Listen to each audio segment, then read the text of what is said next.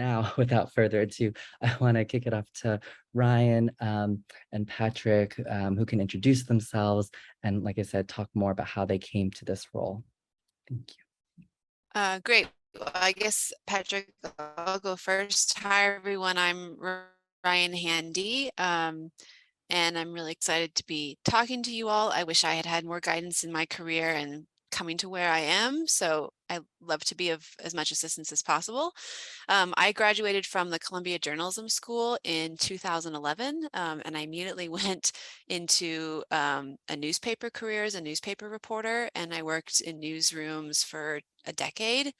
And then I switched careers a few years ago to become an urban planner. And climate change has become my focus in my career, mostly by accident, actually. I have learned as I've switched careers to planning that planners are really, I think, kind of on the front lines of addressing climate change in the United States. You know, our federal government in many senses, although that may be changing, has struggled to sort of adapt or create sort of measures and policies to address climate change. But cities have, I think, a lot of power, and they can do a lot of things that the federal government can't do for them. And so this is where urban planners come into play.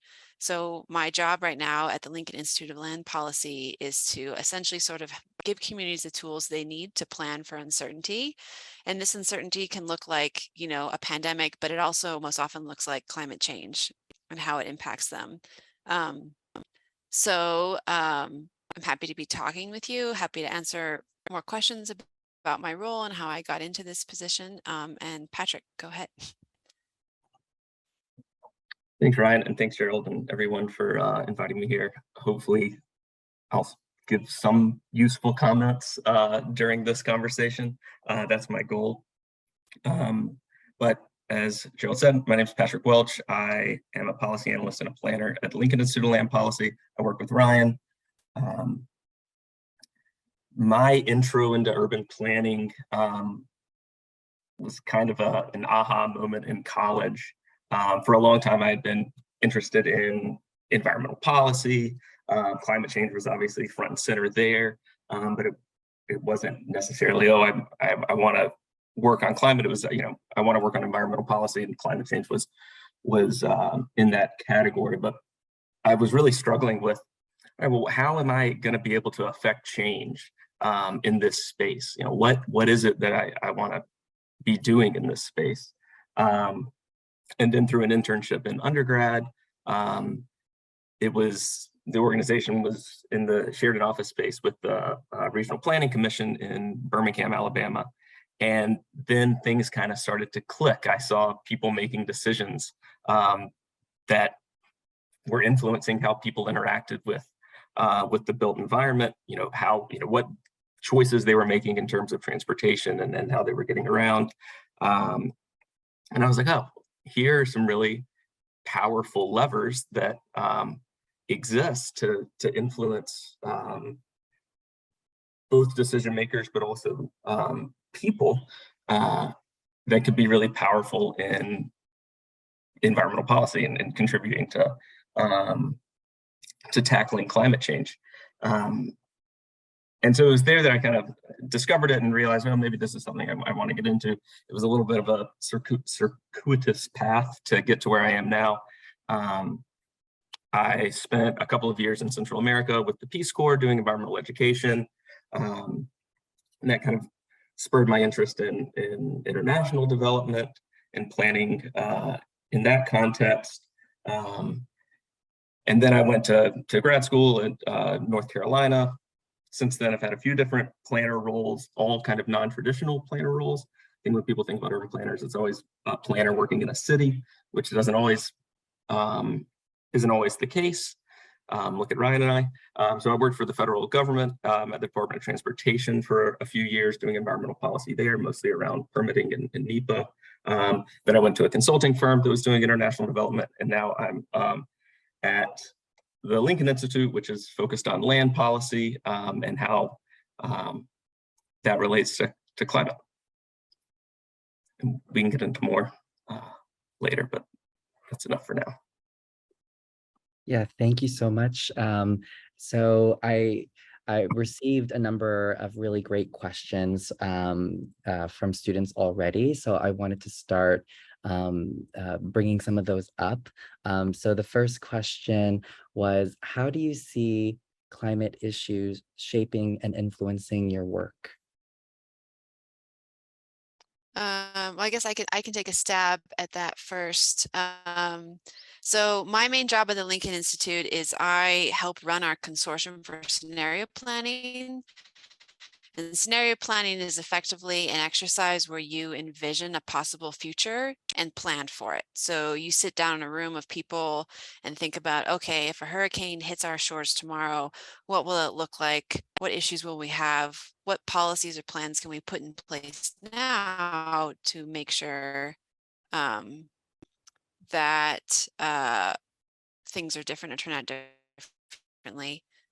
Also, just let me know. A lot of communities lack the ability to plan for climate change. You know, they're so caught up in permitting development, which is a huge part of what planners do, planning cities. A lot of them don't have the time, the staff, or the resources to think about long range problems that may affect them in 20, 30 years. So we typically see in the United States, I think, wealthier, larger cities are more capable of doing this, but medium and lower resource cities and rural areas have almost no capacity to plan for climate change, even though they are equally impacted. So a big part of my job is giving communities the tools they need to plan for climate change when they don't have the staff or the resources, and that's where scenario planning comes in. It really can be a sort of like low-fi, low-tech, non-expert driven process to get communities to think about and envision the future. I actually live in rural Wyoming. And so I'm very passionate about, lower income areas, rural areas, areas with overlooked, underserved populations, which in the West particularly concerns tribal nations as well, and giving them these tools that, a city like New York or Seattle or Los Angeles or Miami has in abundance. So planning for uncertainty in our world means, it means climate change, really. And so I think my job is completely enmeshed with climate change on a daily basis. Patrick, do you want to take a stab at talking about how you work with climate change too? Yeah, I'd say similar to Ryan, it's kind of most of my focus all the time in this role. And I'd say in the past few years, given just kind of the urgency of climate action that is recognized broadly, and just the pace at which people are feeling the impacts of climate change, it's really on everyone's radar. And so it's really easy to bring a climate focus into most projects, most even jobs I've had outside of Lincoln. So a lot of what a lot of my work now is working with kind of other people at Lincoln Institute who aren't necessarily focused on climate, but trying to integrate that climate lens into their work, which I think is a really, I think a planner can do that well, kind of seeing things as a system and the interdependencies.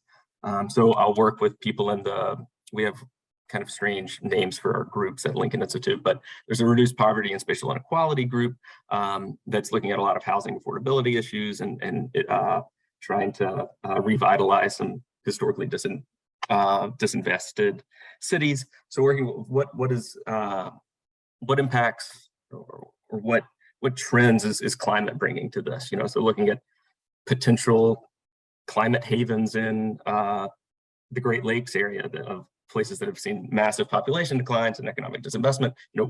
Does climate introduce a new possibility there for revitalization? Working with people who are focused on tax and municipal finance, thinking about how climate impacts may impact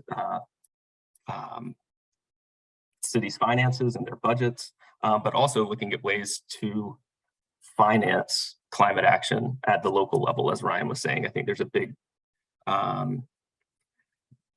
because of a lot of inaction at higher levels of government, I think it's really important for cities to look for creative ways to finance climate action on their own, to supplement anything else. They won't be able to do it all on their own. And quickly to talk about previous roles I've had, thinking about international development and more broadly, it was always something climate had was integrated into most projects, and this was a few years ago. So it's everywhere now, and having that lens and having the knowledge to the kind of climate science and knowledge to bring, I think is really valuable everywhere now. And I was going to say, Patrick, when you said that it's kind of inevitable, I mean, climate also shaped my previous career before Lincoln without any intentionality. Like you can't help but be influenced by climate. I think even if you're not thinking about it, like if I look back at my newspaper career, the two events that changed it forever were a wildfire in the community I was living in and a hurricane. And at the time, I didn't realize that those were climate-driven events. I understand that now, and I know that now, and they completely changed my career.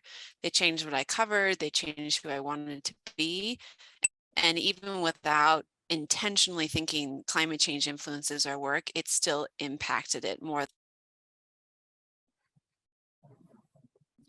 Thank you.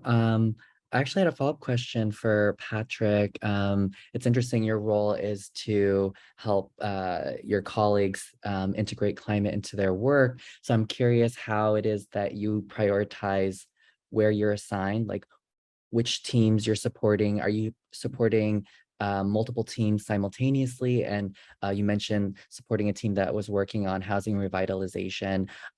What does that engagement, like how long is that engagement? What is the outcome of that? Is it that you produce in collaboration, produce a report and recommendations? Just curious to hear how that looks practically. Yeah, it's a mix. There's multiple projects going on at once. Some projects loosely, sometimes it's kind of a broader, I don't know, initiative or focus that people are starting to look at. It can be as simple as just sitting in, trying to provide input, planning an event, or there's a lot of research that we commission at the Lincoln Institute, and so sometimes it's going in together on like a request for research and how can we, what research questions do we want to ask that are kind of at the intersection of all of that.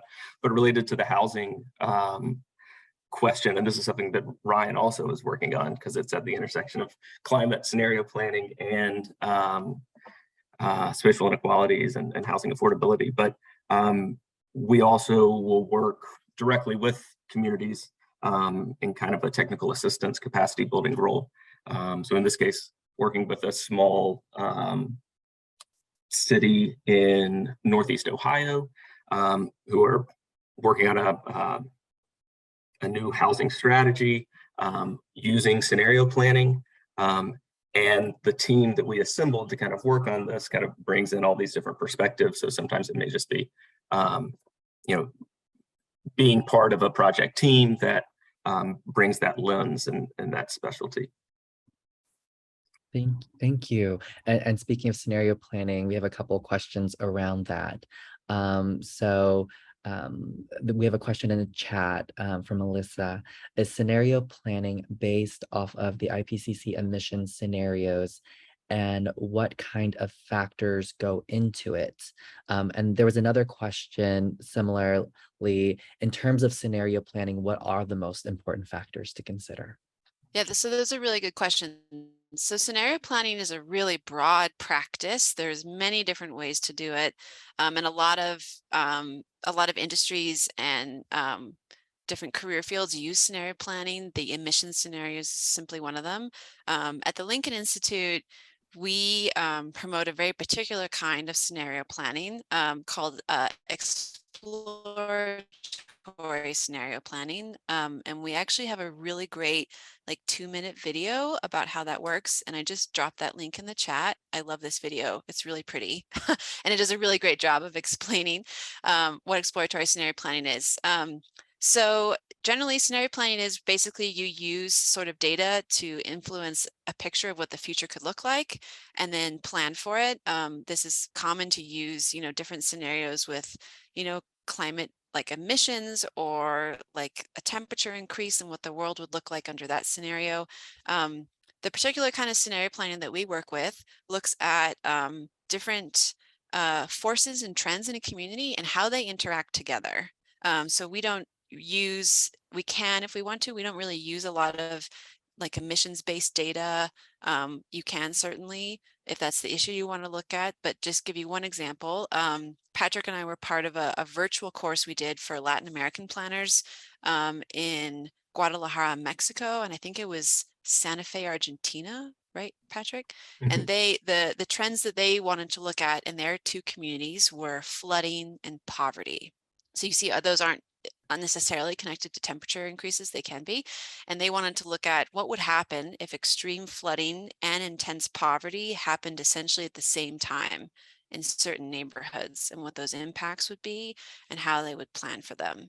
So basically we would generate a handful of scenarios that look at the interaction of flooding and poverty. So one scenario was extreme flooding and extreme poverty. And then the planners will sit down and talk about, okay, how would flooding impact our poorest neighborhoods, many of which are not, formally planned. They tend to be in more flood prone areas, sort of like informal settlements. And what can we do to anticipate this and protect against it or mitigate it? So really, this is why I like our method of scenario planning a lot, because it's driven by the community's understanding of itself and its vision for itself. It's not driven by necessarily a bunch of experts that have this view of what's going on. It's meant to be a very inclusive, I think, and diverse and sort of grassroots understanding of what a community is facing. And the scenario planning process that we embrace, I think, can really be as good as who you have in the room. And it's always important to have people representing different issues and trends that other people might not see or understand. So I definitely recommend watching that video to understand what the type of scenario planning is that we work with. And that is, I would say, like 90% of my work is in this particular method of exploratory scenario planning. One last plug for that. This method is really special, I think, because it doesn't basically pick a certain future that you plan for. A lot of cities think, wow, we want to look like this. We want to be like this. What do we do to get there?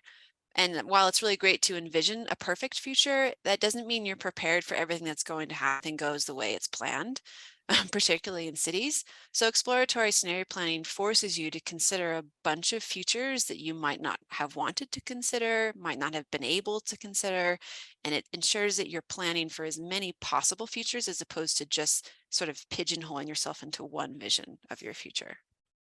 Patrick, do you have anything to add to any of that? I don't think I did. No, you covered everything I would have said. That's good.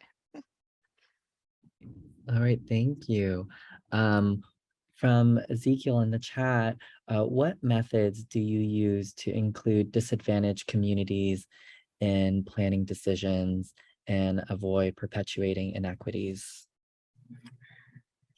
It's really Tough. It's a great question, and it's really difficult, and we don't have the answers, but it's something we're trying to learn more about. And I think the traditional answer of community engagement, make sure people are at the table, doesn't really work. That doesn't get over the systemic barriers that exist. We've started working with a few different partners to engage people in these frontline disadvantaged communities, mostly along the Gulf Coast. There's some kind of inland states, and then up indigenous communities in Alaska.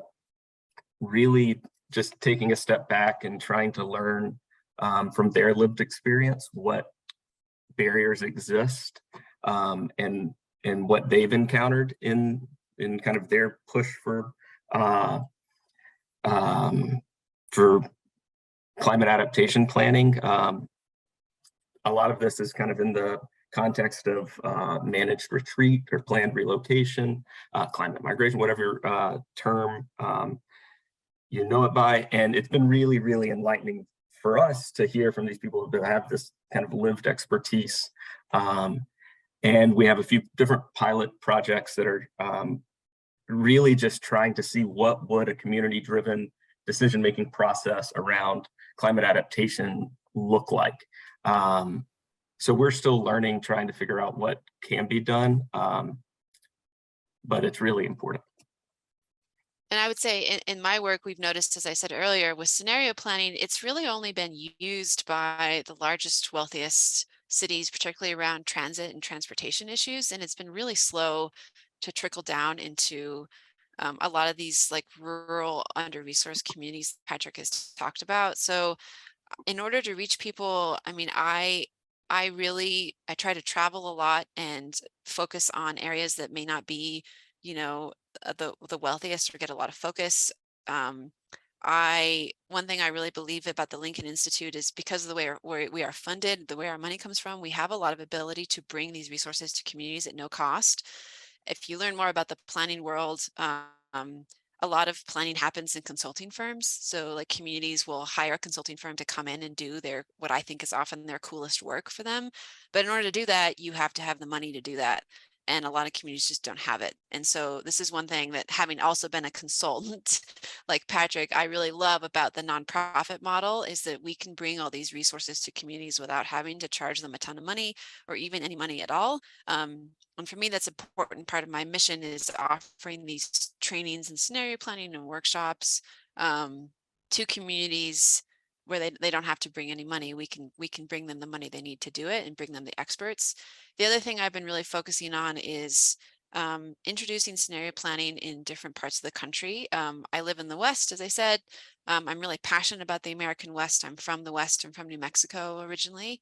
And so we're currently doing a scenario planning project around water scarcity and agriculture in the American Southwest, which has a lot of tribal nations who are dealing with a lot of water shortages that are affecting their economy and their agriculture. And the Southwest is, you know, not ground zero for climate change, but I mean, it is as bad as what you're seeing, you know, in Florida. It just looks very different. And their lives are being dramatically changed by climate change. So for me, you know, making sure that our practice and our work goes inland and goes away from traditionally large, well-resourced areas is how I focus on it. But it is really hard. And I mean, one example, I'm working with a majority minority community that is an agricultural community, and they spend a lot of their year involved in you know, agriculture and the cycles of agriculture, and finding time to do scenario planning is hard because they need to be working and making money.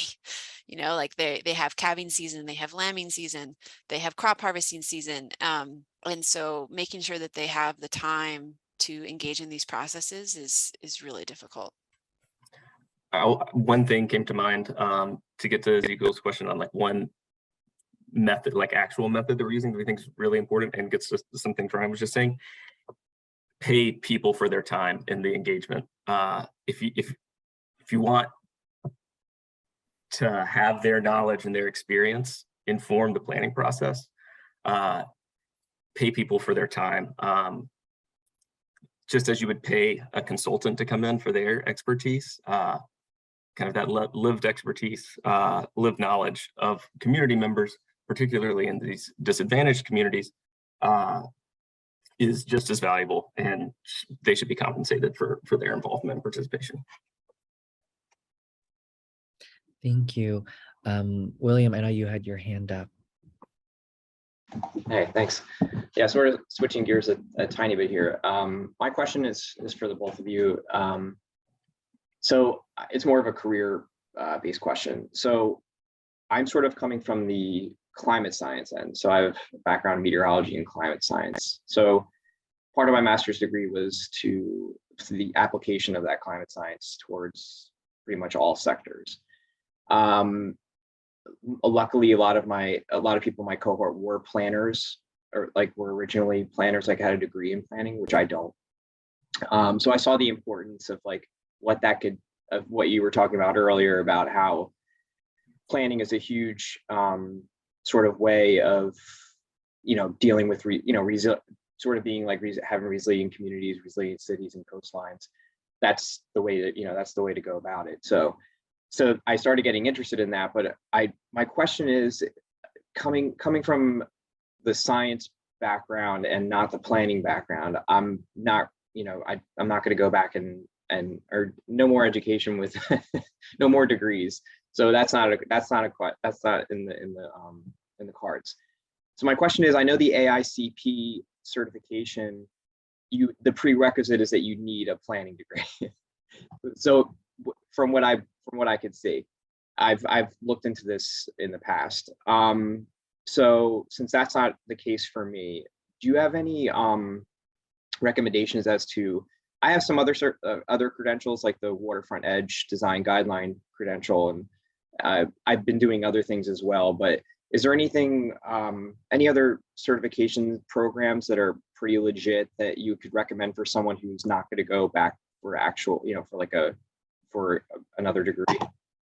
I can take a stab at the AICP thing because I'm actually Patrick is already AICP certified, and I've done the first step. I've taken the exam and then I'm finishing it. So first of all, you do not have to be AICP certified to be a planner in the United States. It's an optional thing. And I just actually attended a summit of like the planning directors of the 30 largest American cities. The majority of them do not have AICP certification, and they are amazing at their job. I mean, some of them are architects, some of them come from totally different backgrounds. I would take a look at, like, for example, the planning director for the city of Detroit. His name is Antoine Bryant. He's an architect, served on the local planning commission, has done very little work as a planner, and he's doing phenomenal work with the city of Detroit. So that's not one path. It is faster to get your AICP certification if you go to an accredited planning school, but it is not a requirement to get it. What is a requirement is that you work in some type of planning profession for a number of years. Then you have to take an exam, and then you're done. I can look this up later and send to Gerald, but the American Planning Association has like a list of the types of activities that will qualify as planning activities, and they are not exclusive to working in a city. They can include working at a nonprofit, working for a think tank. They're very diverse, and they can be met in many different ways. So I would say you can think of yourself as a planner, even if you're not, working as a planner for the city of New York. So I wouldn't necessarily rule out planning. It just might mean it would take you maybe like 3 or 4 years to get your AICP certification as opposed to like 2. So I would definitely still consider that a process. The other thing that I was going to say when you were talking is that I've noticed that many states now have introduced the position of a state climatologist or a climatology office. I mean, even Texas has one. Their state climatologist is a really cool guy. I'm thinking specifically of I think Maine is a climatologist, Washington State, Colorado has a climatologist, and these people work really closely with planners and planning organizations because their understanding of the changes in their state from a scientific perspective interacts with what planners can do to address those changes. So I would, definitely look at being a part of some sort of climatology department working for state government. And I know that some of those people have science backgrounds, some do not, some have planning backgrounds. So yeah, those are my immediate thoughts, but go ahead, Patrick. Yeah, I would, from your question and your background a little bit, I don't know if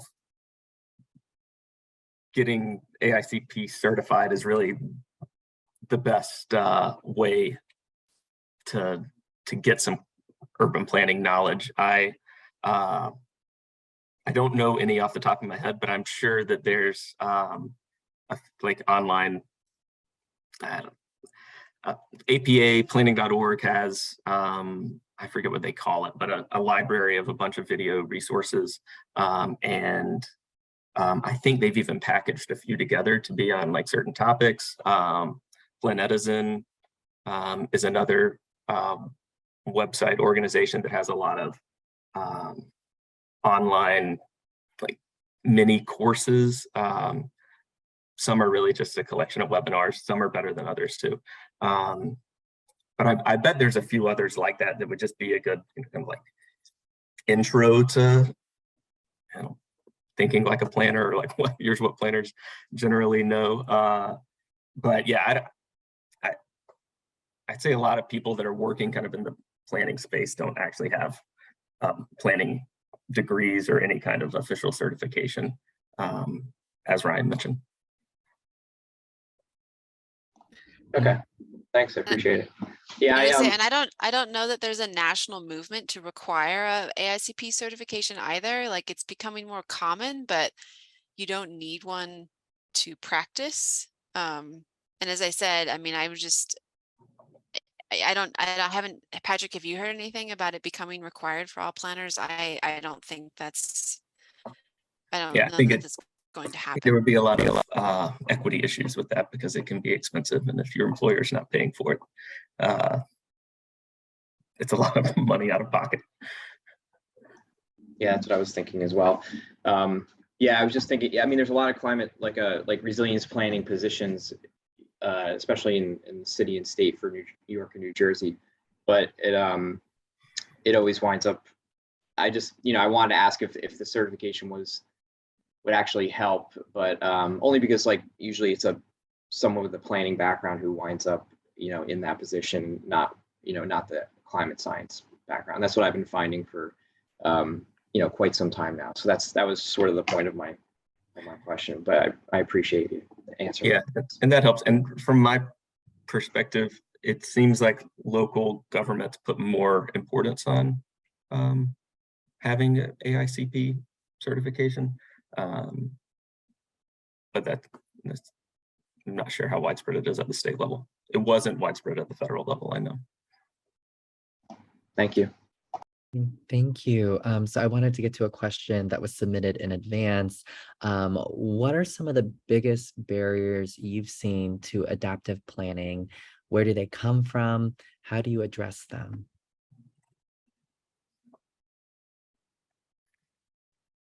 I saw this question in advance, and I wasn't quite sure if it was talking about kind of adaptive planning in the sense of kind of adaptive management and being able to be flexible in decisions, or kind of like adaptation planning. So I'll answer both quickly. I think one issue with kind of the adaptive planning, and this is something Ryan may be able to talk to, because I think scenario planning is a great way to kind of introduce uncertainty and flexibility and adaptive management in the planning process. But I think a lot of the statutory and regulatory requirements that exist in some planning processes kind of constrain what places can do, or sometimes just set kind of minimum standards that then become kind of the standards. And there's one other thing I was gonna, and just the way people are doing things, have historically done things, there's that kind of inertia that's really difficult to overcome sometimes, and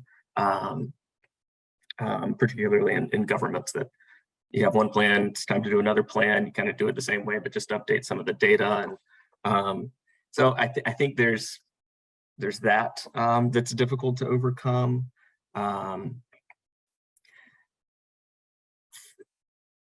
I think getting into kind of why it's been difficult to plan for climate adaptation. It's one, a lack of understanding of the most accurate, up-to-date climate science and projections that I have historically underestimated or underrepresented the risks. So there hasn't been that urgency felt at the local level, when it's like, oh, well, this really extreme scenario of climate impacts seems really unlikely and isn't going to impact us too much. And then every time the model is updated, the kind of impacts get worse. But also adaptation, it doesn't have the same kind of potential revenue stream that a lot of climate mitigation actions have. And so people have been more likely to put money towards mitigation efforts. I think for one of the reasons, because there's often kind of a revenue stream associated with it, whether it's energy or low carbon transportation option or something like that. Maybe one of those answers. I was also, Patrick and I talked about this question before we met with you all. And actually, as you were talking, Patrick, I just thought of a great example from my career where the ability to adapt to climate totally failed. And I'm sorry to say the reason was because of politics, which I think you'll find in your career will come up a lot and is a huge stumbling block. The specific example I'm thinking of was back when I was a reporter.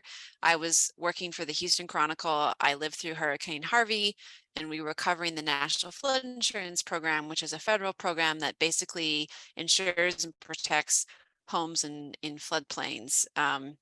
And the National Flood Insurance Program it's insolvent, it's hopelessly broken. The people who have the most risk pay the lowest insurance premium, and insurance is supposed to work the opposite way. Normally, when you have really high risk, you should pay more. So basically, all of those of us who don't live in a floodplain are subsidizing, you know, people who want to live in really dangerous areas. So anyway, the government has known that the system has been broken for decades. And finally, in 2012, they decided to do something about it. So the Congress remarkably passed a bill that completely reworked the flood insurance program and essentially ensured that people who lived in the highest risk area were paying the most, which ideally meant that they would no longer be incentivized to live in a floodplain, which was the intent from the beginning, which was to get people out of flood zones because they're too dangerous to live in. So unfortunately, 2012 was also the year that Hurricane Sandy hit New York. So a few months after they passed this fix of the flood insurance program, Hurricane Sandy just pummeled New York and destroyed all of these neighborhoods in New York and New Jersey. And all of these people who had their homes destroyed wanted to be able to rebuild and live there again. But they discovered that their flood insurance premiums were now so high that they couldn't afford to live there anymore. And they got really upset. And so, of course, all of this happened right before a midterm election. And it was throwing into, I guess it threatened a lot of political careers, to include Chuck Schumer. And Chuck Schumer represented a district that was hard hit by Sandy. People wanted to rebuild, they wanted to move back, they couldn't afford to do so because of how he had changed the National Flood Insurance Program.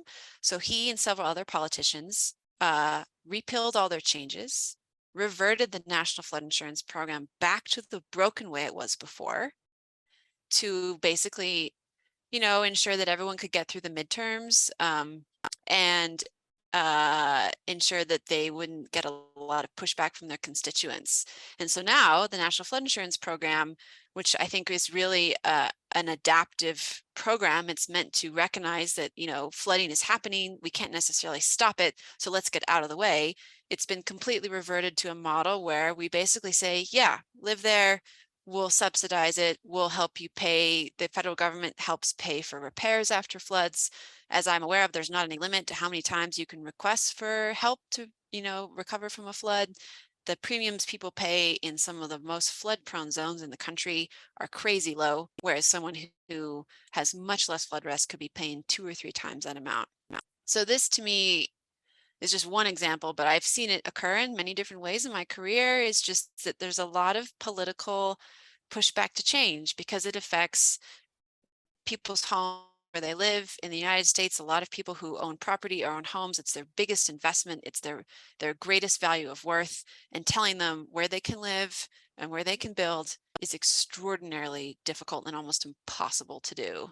And for me, the flood insurance program is a big, like, high level. On a lower level, I mean, just last week, I was meeting with a group of farmers in Western Colorado to talk about how they plan for climate change. And I kept using the phrase affect change with them. And one of the planners on the call told me that he would prefer me not to use the word change because it rubs people the wrong way and it makes them uncomfortable. And he's fully prepared to go through a scenario planning process and discover that, you know, they're doing everything right. I mean, they're not doing everything right, otherwise they wouldn't be in the position they're in. So there's kind of like cultural difficulty with dramatically changing the way we live and the way we've lived for a very long time. I think you will encounter that a lot, and I encounter it every day. Well, thank you. That was a fascinating illustration of politics kind of getting in the way of that kind of work. Um, I wanted to go back to a question that Carrie posed in the chat. How it goes back to scenario planning. How do you decide which scenarios to consider? So in my specific work, we have a method that generates the scenarios for us, and we consider all of them. And we consider, the best case scenario and the worst case scenario. There are other methods of scenario planning that are much more traditional, that essentially have like 3 scenarios, and one is like business as usual or status quo, and one is worst case scenario, and one is best case scenario. Sometimes people call these dystopian, the worst world possible, or utopian, the best world possible. The way I like our method of scenario planning, because it sort of resists this idea that there's like a perfect future and an awful future. Instead, it provides you with several different plausible futures, and there's something great and something awful in every single one of those. And to give you one example, I was doing a scenario planning workshop for a bunch of transportation planners in rural Kansas. And this group included people from like Appalachia, from New Mexico, all states that are very, very rural, tend to be lower income. And we were looking at how poverty and aging populations affect transit needs and transportation. And one of the scenarios that we had looked at, I guess what you would call a best case scenario, where the population's getting younger and where they're getting richer. And one of the planners in the room was like, this is never going to happen in my community. Like, why are you making me think about this? Like, young people aren't moving to my town and we're not getting any wealthier. But in the process of going through that scenario, that planner, I think, was actually forced to think of, actually, yeah, there is a way that we can attract young people to move here and younger families. And there is a scenario in which we might have more money to address them. And so I think that really forced that group to consider a scenario that they didn't think was plausible. And then I guess it made them think of ways that they could get there, but it also made them realize this isn't so far from what we were thinking was possible for us. So hopefully that maybe talks a bit about factors in scenario planning. Thank you. We have a question from Kristen, and this was also an advanced question too. What courses have you taken that were key to succeeding in your roles?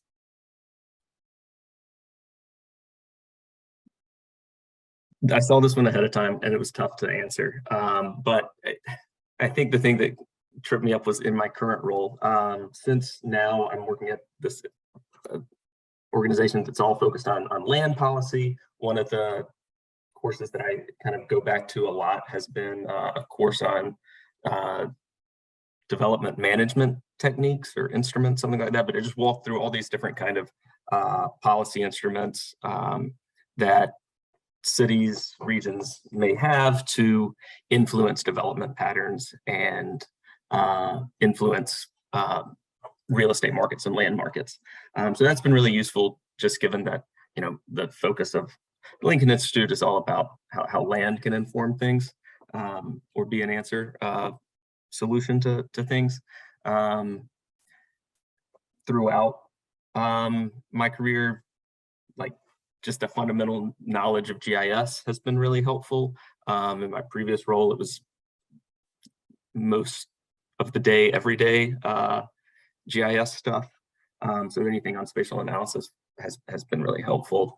But then when I was thinking about, okay, what classes have been most useful, I kept thinking about the things that weren't actually classes, whether it was like research assistantships or kind of research projects that I did on the side. Those provided a lot of opportunity for learning and applied learning that has been, I think, honestly, more useful than coursework. But I can say that now on the other side of things. But I guess that's if there are opportunities to get involved in research projects that are aligned with your interests, even a little bit, it's a really good opportunity. And I think those projects have been really useful for getting jobs. Honestly, it's kind of something outside of the coursework that you can point to that a lot of times has a tangible deliverable or product. So you learn a lot from it, and you can show it off in interviews and on your resume. Yeah, I was going to say for me, I mean, some of the most useful things I did was work as a research assistant. My particular planning program didn't focus a lot on climate change, actually. So I found one professor who was really passionate about climate resilience, and he would typically take on projects that involved working on like pre-disaster plans or post-flooding plan, doing a lot of climate resilience work. But one thing he did do, and I don't know how like replicable this class is elsewhere, but I was getting my planning degree in the pandemic. And so one summer, this professor decided to create a course that was planning for pandemic recovery in small towns. This was sort of like responding to the moment we were in and seeing what planners could do to address it. And I don't know if other planning schools or other graduate schools around the country did that, but those courses that are sort of like responding to a particular current issue or disaster, I found to be really relevant. And this class actually introduced me to exploratory scenario planning. And our main project was to design an exploratory scenario planning process for a small town in Colorado to use to help them navigate their pandemic recovery. And if it hadn't been for that class, I never would have heard of exploratory scenario planning, and I never would have applied for my job at the Lincoln Institute, and I wouldn't be here right now. So looking back on it, that was extremely influential. So I guess I would also, I don't know how much power you all have, but I would also recommend, like in your course surveys or feedback you give to your program, I mean, tell them to be looking for courses that respond to the moment, that sort of address like, how does your work and what you're learning interact with things that are happening right now? We've just gone through a bunch of life-changing events in the past couple of years, and tailoring your academic work to I guess meet that moment was really useful for me. Wow, thank you. So we've got 9 minutes. We have a couple more questions. What made you want to focus on local development? This is like more for Ryan versus international development in Latin America for Patrick. I guess I can just go quickly. So, I mean, I was thinking about this earlier, and for me, it was mostly an accident of career. A bit more background about me: when I was in undergrad, my major was Russian language, and so I lived in Russia, and I had every intention of moving to Russia and working in Russia and living there. And then I actually did it and discovered that I actually didn't like living in Russia that much. And so I guess one time I had a job interview where someone asked me, "What's your 5-year plan?" And I remember thinking in that job interview, well, 5 years ago, I had no idea I would be here. So why would I plan out my next 5 years perfectly, knowing what I know now? Which things happen, they will totally change your course. It will be for the better. At least it was for me. When I got into journalism, I wanted to do arts reporting. I wanted to be a theater critic. And then I got a job as a crime reporter working for a newspaper in Colorado.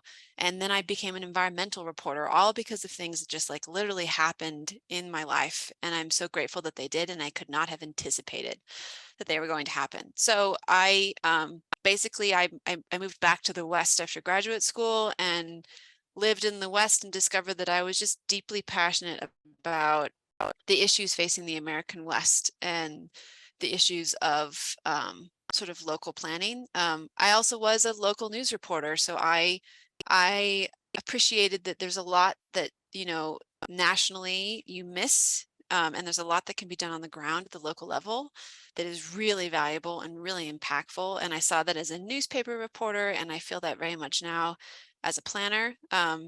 And so the region that I care the most about in my work has been the American West.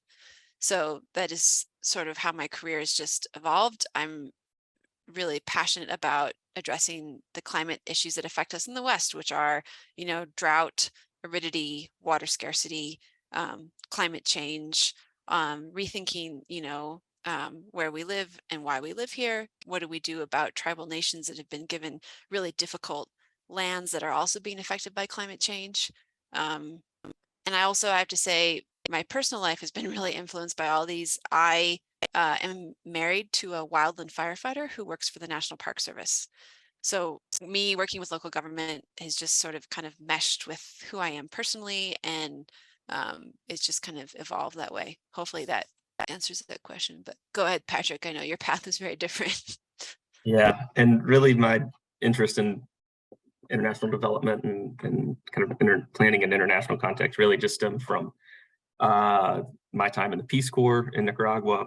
I kind of saw some of the same development patterns emerging that lead to the things that I really hate in a lot of the US, like the sprawling, car-dependent development patterns and segregated land uses that just kind of deepen inequalities. And it was like, oh man, they're making the same mistakes that that we've made, and and there's an opportunity there to kind of influence development to kind of build it right the first time, rather than, I mean, and you also see informal settlements springing up and just a complete lack of capacity to supply adequate housing and a supply of kind of service lands. So I was really interested in that and saw it as a really, there was kind of a closing window of opportunity to try to influence urbanization in developing countries. But that was well before planning school, and it's kind of naive to think that now someone coming in and saying, oh, this is how you should develop, don't do what we did.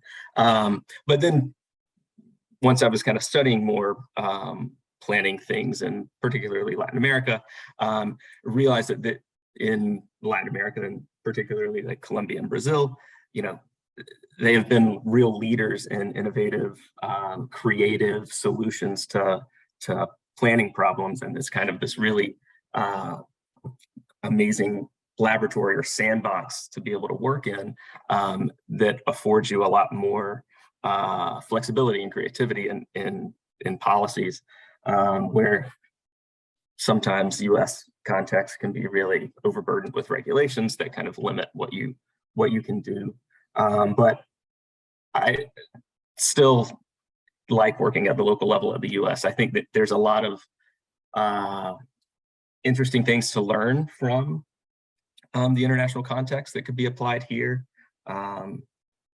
Another reason, selfishly, the thought of getting to travel to some of these places really was something I was interested in. And so that, I'd be lying if I said that wasn't a factor too.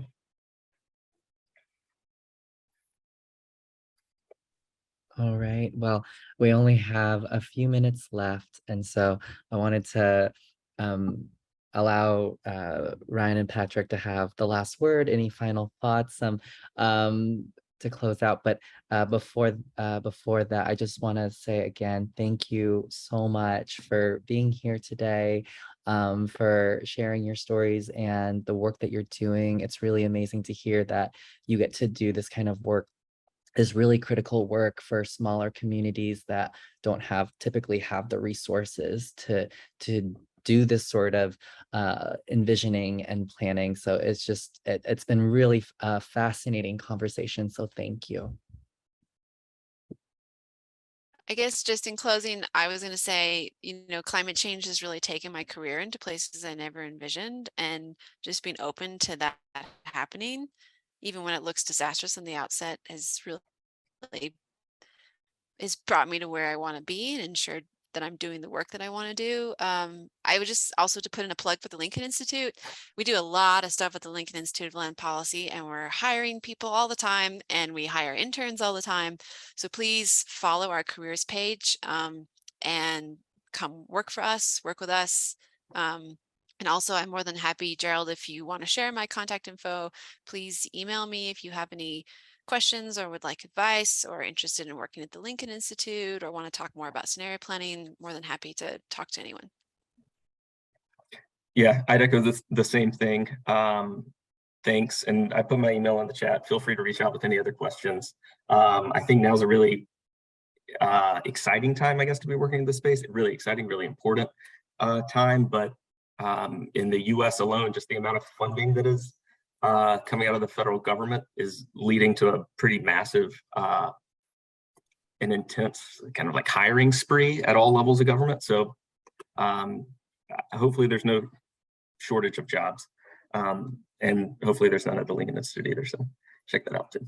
That's a really good, that reminds me also, Patrick, I would definitely recommend looking at the American Planning Association's job posting site. They do have a lot of planning specific jobs, but they have like much more, sort of intersectional jobs that are like the Lincoln Institute land policy posts there. And we have jobs that are not, just purely municipal planning. I love their job posting site. It's like the best one I've ever encountered, far better than anything I encountered in journalism. So I would really recommend that. Also following the American Planning Association. Patrick, you may disagree, but I think it's an amazing professional association. They're super progressive. They do a lot of awesome work in the climate area. I would follow their work, go to their conferences, and just stay in touch with them. All right. Again, thank you so much. And thank you all for your attention. You have a lovely day. Bye. Thank you, Gerald. Thanks, everyone. Thank you all.